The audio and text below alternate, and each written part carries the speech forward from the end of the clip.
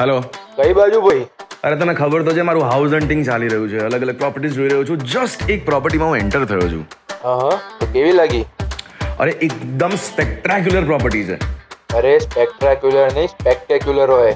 અરે હું તને કહું છું, એટલો સ્પેશિયસ એરિયા છે કિચનનો, સાથે સાથે લિવિંગ રૂમ પણ એટલો સ્પેશિયસ છે, ડાઇનિંગ રૂમ એટલો સ્પેશિયસ છે, અને 3 રૂમ્સ એટલા બધા સ્પેશિયસ છે, લક્ઝુરિયસ છે.